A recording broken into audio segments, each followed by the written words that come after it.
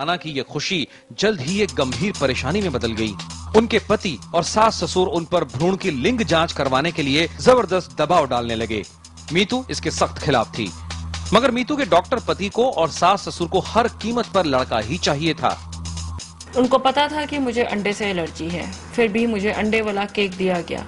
खाते ही मेरी तबीयत खराब हो गई और अगले दिन सुबह मुझे जयपुर गोल्डन हॉस्पिटल की कैजुअलिटी में लेके गए।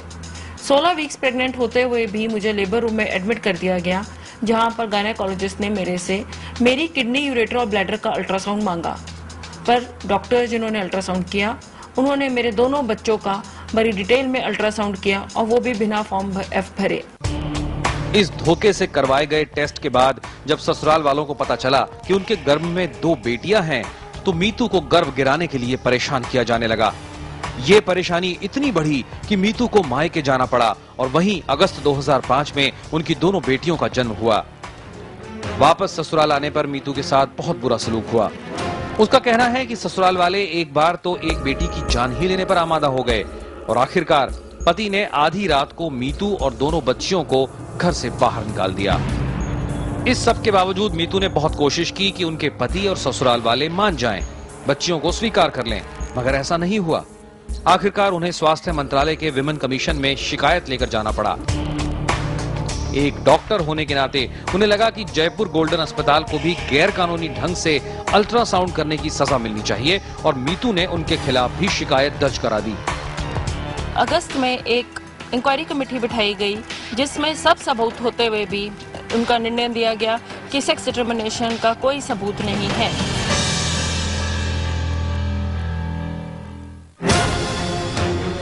उन्नीस जनवरी को मीतू ने जयपुर गोल्डन अस्पताल के डायरेक्टर के खिलाफ लोअर कोर्ट में केस फाइल कर दिया।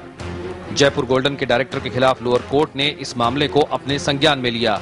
जयपुर गोल्डन अस्पताल तो इसके खिलाफ हाई कोर्ट चला गया, मगर मीतू के पति और ससुराल वालों के खिलाफ लोअर कोर्ट ने ही नोटिस जारी कर दिया। हालांकि भ्रूण की लिंग जांच के खिलाफ बने एक्ट PCPNDT एक्ट यानी preconception and prenatal diagnostic techniques act को बने 15 साल हो गए, लेकिन मीतू इस एक्ट के तहत शिकायत करने वाली पहली महिला है।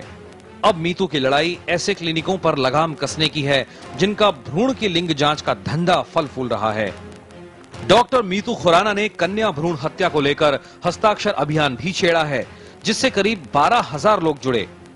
अब वो इस पेपर को कानून मंत्रालय में भेजना चाहती हैं और 2 प्यारी बच्चियों की मां मीतू कन्या भ्रूण हत्या के खिलाफ जागरूकता फैलाने में जुटी हुई हैं। लड़कियों के साथ छेड़खानी या बदसलूकी की घटनाएं हमारे समाज में अक्सर बदनामी के डर से दबा दी जाती हैं। लेकिन मुरादनगर की 14 नाबालिग लड़कियों ने अपने साथ बदसलूकी करने वाले टीचर के खिलाफ लड़ने का फैसला किया ताकि उसे सजा मिल सके। अपनी इसी हिम्मत की वजह से ये लड़कियां बनी है fight for her rights category की दावेदार। मैं पूर्व माध्यमिक विद्यालय स्कूल में पढ़ती हूँ। जो वहाँ के जो गुरु जी थे ना, वो हमारी छात्राओं के साथ गंदा व्यवहार करते थे।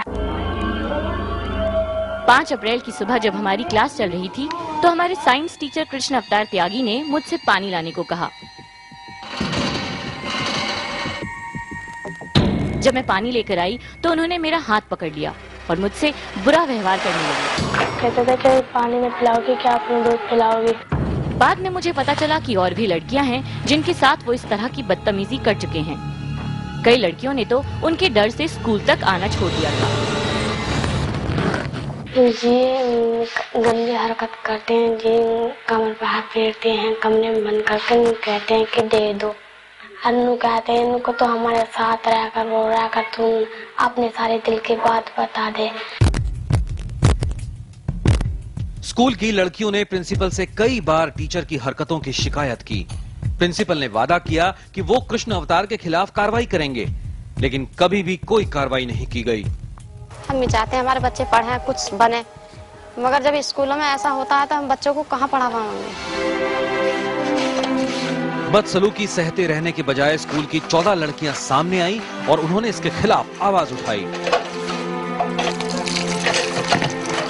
इनके खिलाफ हमारी मैडम ने हमें एक कंप्लेन लिखवाई।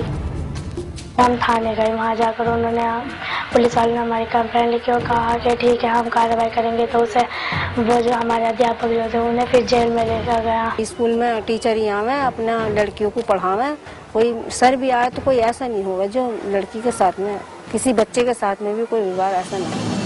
लड़कियों के सिटीजन जर्नलिस्ट बनकर सामने आने पर IBN 7 की रिपोर्टर दिव्या शाह ने इस मामले में स्कूल प्रशासन से बात की। काफी दिनों से कंप्लेन आपको किया था? नहीं, हमें नहीं किया। मैं तो मैडम जी मेरे साथ हैंगे, इन्होंने मुझे एक दिन बताया, बोर्ड की ड्यूटी, मेरी उस दिन ड्यूटी नहीं थी, मैं 26 को आया, इन्होंने मुझे बताया, मैंने तुरंत ही जो है जिला अध्यक्ष को और ABS को सूचना दी थी, उन्होंने तुरंत ही अगले दिन 15 दिन कुछ नहीं हुआ था? 15 दिन नहीं, उससे पहले कुछ नहीं हुआ, उससे पहले कुछ नहीं हुआ, मेरी एब्सेंट में हुआ जो। आपको क्या कहना है ऐसी हरकतों के लिए? कैसे एक अध्यापक ने हाँ, एक अध्यापक ने, ये निंदनीय काम है, शोभा नहीं देता। IBN 7 की टीम जब मुरादनगर पहुंची तो पता चला कि आरोपी टीचर की बेल हो चुकी है और शिकायत करने वाली लड़कियों के माता पिता उनकी सुरक्षा को लेकर परेशान हैं। इस बारे में IBN 7 रिपोर्टर ने SP से बात की। I went to that area. These girls are like fearing. They are being warned. This man is out on bail, as you know.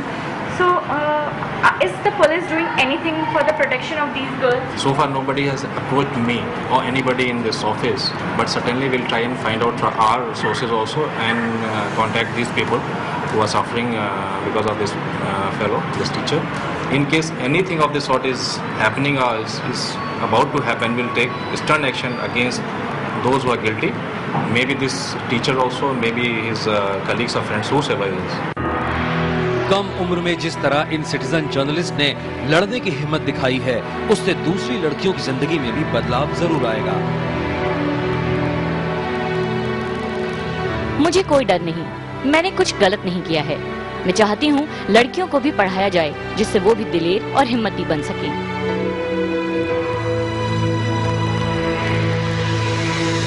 मैं सिटीजन जर्नलिस्ट बोल रही हूँ, क्योंकि मैं बस यही चाहूँगी, क्योंकि हर लड़की, कोई भी लड़की जुल्म नहीं सहे, क्योंकि चाहे वो आपका अध्यापक ही क्यों ना हो, क्योंकि कभी भी कोई लड़की ना जुल्म सहना नहीं चाहती। 20 साल की किरण ने अपने इलाके के एक सूखे पड़ चुके जंगल को बहुत मेहनत से फिर से हरा भरा कर दिया। उनके इस प्रयास को राष्ट्रीय स्तर पर सराहना मिली और उन्हें राष्ट्रपति पुरस्कार से नवाजा गया।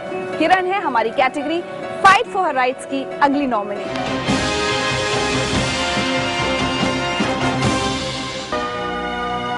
मेरा नाम किरण है। आप जो मेरे पीछे हरे भरे जंगल देख रहे हैं, कुछ साल पहले ये ऐसा नहीं था। इसके जगह पर था शीशम का सूखा वीरान जंगल, परंतु 6 साल की मेहनत के बाद अब ये हरा भरा हो गया है।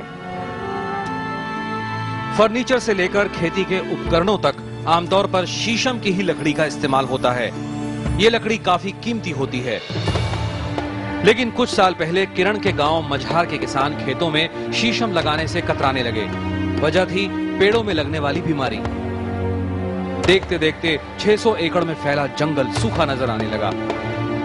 बहुत ज्यादा यहाँ पर शीशम का पेड़ था और कुछ दिनों के बाद में एक ऐसी बीमारी, पता नहीं कौन सी बीमारी लगी, जिसमें पूरे शीशम के पेड़ सूखने शुरू हो गए। लेकिन कुछ दिन जैसे इस पर हम लोग काफी विचार किए कि कैसे इसका उपाय किया गया, बहुत सा उपाय किए, लेकिन कोई इसमें फायदा नहीं हुआ।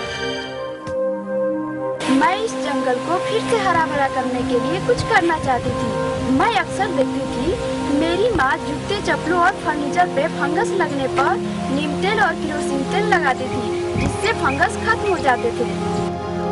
माँ के घरेलू इलाज से किरण काफी प्रभावित हुई।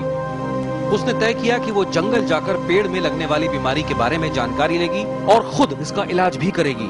किरण ने देखा जब शीशम में बीमारी लगती है तो पहले उसके पत्ते सूखते हैं और फिर डाली और फिर आखिर में जड़। इस बीमारी से लकड़ी की गुणवत्ता भी बिल्कुल खराब हो जाती है। किरण ने घर में काम आने वाली दवा को बीमार पेड़ों पर लगाना शुरू किया। पेड़ दोबारा हरे भरे होने लगे तो हरियाली बचाने की ये मुहिम पूरे गांव में फैल गई। गांव वालों की मदद से हमने इस निर्जीव जंगल को दोबारा जीवन दिया। ऐसे ही हम सबों की जरूरत है आगे आने की और सुरक्षा की जिम्मेदारी लेने की, ताकि कई और ऐसे जंगलों को जीवन दिया जा सके। मेरी आगे भी ये कोशिश रहेगी कि मैं पेड़ों के संरक्षण के लिए काम करूं। IBN 7 के लिए सिटीजन जर्नलिस्ट किरण। अभी वक्त है ब्रेक का। ब्रेक के बाद जानेंगे सिटीजन जर्नलिस्ट अवार्ड्स के कुछ और दावेदारों के बारे में।